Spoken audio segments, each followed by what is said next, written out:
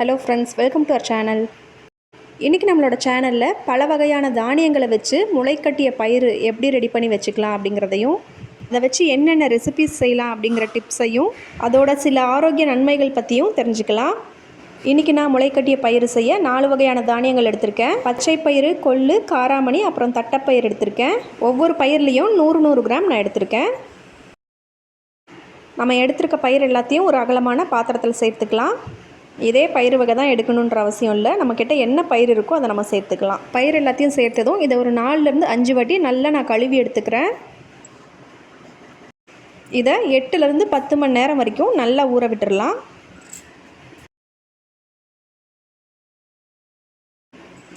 பயிர் நமக்கு நல்லா ஊறி வந்திருக்கு. இதை நான் ஒரு பெரிய ஸ்ட்ரைனரில் வடிச்சுக்க போகிறேன். ஸ்ட்ரைனரில் கொஞ்சம் கூட தண்ணி இல்லாமல் நல்லா வடிஞ்சதும் இதை ஒரு தனியாக ஒரு இடத்துல மூடி வச்சிடலாம். உங்கள்கிட்ட இந்த மாதிரி வடிகட்டி இல்லைன்னா காட்டன் கிளாத்தில் டைட்டாக கட்டி ஒரு நாள் ஃபுல்லாக கிச்சனில் ஏதாவது ஒரு இடத்துல தொங்க விட்டுடலாம். ஒரு நாளில் எனக்கு சின்னதாக ஸ்ப்ரவுட்ஸ் கிடச்சிருந்தது. 2வது நாள் நல்லா முளைச்சி இந்த அளவுக்கு இருக்குது. இந்த முளைக்கட்டிய தானியங்களை வாரத்தில் ஒரு வாட்டி நம்ம ரெடி பண்ணி வச்சிட்டோம்னா ஃப்ரிட்ஜில் வச்சு நம்ம 4லேருந்து 5 நாள் வரைக்கும் யூஸ் பண்ணிக்கலாம். இந்த தானியங்களை வச்சு நம்ம விருப்பம் போல் விதவிதமான ரெசிபிஸ் செய்யலாம். இந்த தானியங்கள் கூட பச்சை காய்கறிகள் சேர்த்து உப்பு, மிளகுத்தூள், எலுமிச்சை சாறு சேர்த்து சாலட்டாக செஞ்சு சாப்பிட்லாம். இது வெயிட் லாஸ் பண்ணணும்னு நினைக்கிறவங்களுக்கு ஒரு அருமையான ரெசிபி. இந்த தானியங்கள் யூஸ் பண்ணி கிரேவி, குருமா, குழம்புன்னு நிறைய வகை ரெசிபிஸ் செய்யலாம்.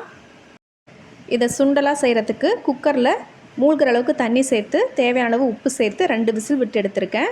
பெரிய வெங்காயம், வரமிளகாய், கருவேப்பிலை சேர்த்து தாளித்து இதை சுண்டலாக செய்து சாப்பிட்லாம்.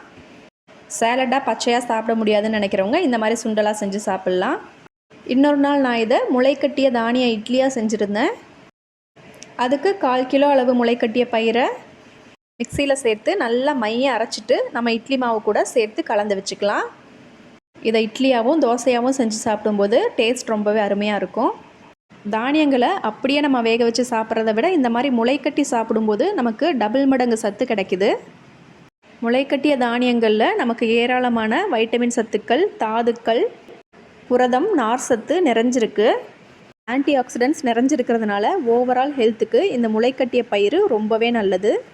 தானியங்களை நம்ம முளைக்க வச்சு சாப்பிடும்போது சின்ன குழந்தைங்கள்லேருந்து வயசானவங்க வரைக்கும் ஈஸியாக செரிமானமாகுது.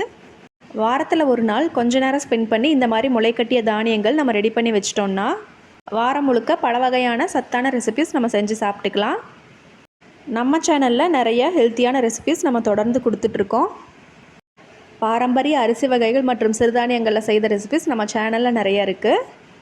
தேவைப்படுறவங்க ப்ளேலிஸ்ட்டில் செக் பண்ணி பாருங்கள். இந்த வீடியோ உங்களுக்கு யூஸ்ஃபுல்லாக இருந்ததுன்னா வீடியோக்கு ஒரு லைக் கொடுங்க. இன்னும் நம்ம சேனலை சப்ஸ்கிரைப் பண்ணாமல் பார்த்துட்டு இருந்தீங்கன்னா கண்டிப்பாக சப்ஸ்கிரைப் பண்ணிக்கோங்க. தேங்க்ஸ் ஃபார் வாட்சிங். Have a good day friends.